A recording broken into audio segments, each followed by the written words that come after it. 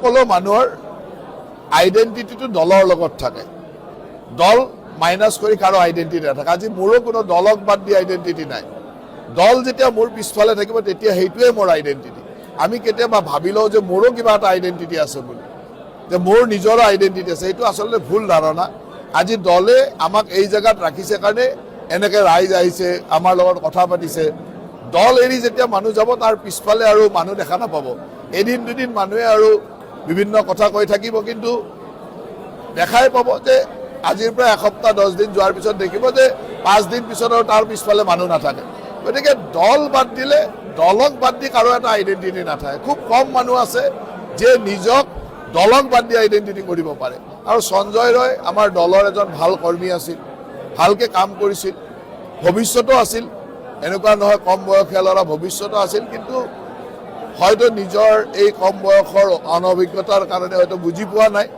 মই ভাবোঁ যে বুজি পালে ভাল, কিন্তু বুজি নাপালে তেওঁৰে ক্ষতি হ'ব পিছত। গাঁৱৰ মানুহৰ কথা হ'ল যে হিমন্ত বিশ্ব শৰ্মা ডাঙৰীয়াক মুখ্যমন্ত্ৰী কৰিব লাগিব, মোদী ডাঙৰীয়াক শক্তিশালী কৰিব লাগিব। ৰাষ্ট্ৰীয় গণতান্ত্ৰিক মৰ্চাক শক্তিশালী কৰিলে আমি জীয়াই থাকিম, আগ্ৰাসনৰ কবলৰ পৰা জীয়াই থাকিম। গতিকে গাঁৱৰ মানুহে বুজি পায় নহয় তেওঁলোকৰ জাতিটোক বচাবৰ কাৰণে, ৰাষ্ট্ৰখনক বচাবৰ কাৰণে কাক লাগিব।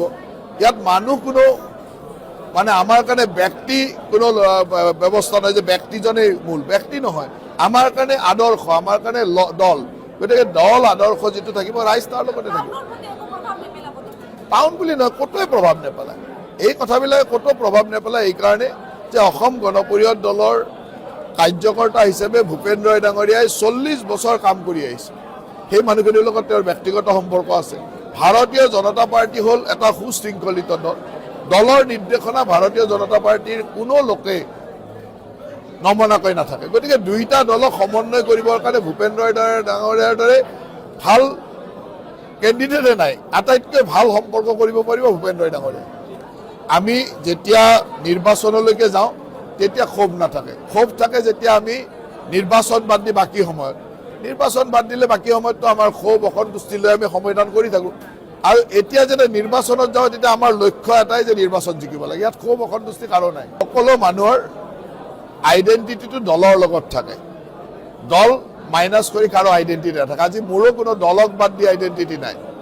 দল যেতিয়া মোৰ পিছফালে থাকিব তেতিয়া সেইটোৱে মোৰ আইডেন্টিটি। আমি কেতিয়াবা ভাবি লওঁ যে মোৰো কিবা এটা আইডেন্টিটি আছে বুলি, যে মোৰ নিজৰো আইডেন্টিটি আছে। এইটো আচলতে ভুল ধাৰণা। আজি দলে আমাক এই জেগাত ৰাখিছে কাৰণে এনেকৈ ৰাইজ আহিছে, আমাৰ লগত কথা পাতিছে। দল এৰি যেতিয়া মানুহ যাব তাৰ পিছফালে আৰু মানুহ দেখা নাপাব। এদিন দুদিন মানুহে আৰু বিভিন্ন কথা কৈ থাকিব, কিন্তু দেখাই পাব যে আজিৰ পৰা এসপ্তাহ 10 দিন যোৱাৰ পিছত দেখিব যে 5 দিন পিছত আৰু তাৰ পিছফালে মানুহ নাথাকে। গতিকে দল বাদ দিলে, দলক বাদ দি কাৰো এটা আইডেন্টিটি নাথাকে। খুব কম মানুহ আছে যে নিজক দলক বাদ দি আইডেন্টিটি কৰিব পাৰে। আৰু সঞ্জয় ৰয় আমাৰ দলৰ এজন ভাল কৰ্মী আছিল, ভালকৈ কাম কৰিছিল, ভৱিষ্যতো আছিল।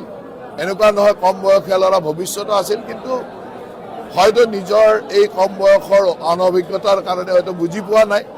মই ভাবোঁ যে বুজি পালে ভাল, কিন্তু বুজি নাপালে তেওঁৰে ক্ষতি হ'ব পিছত।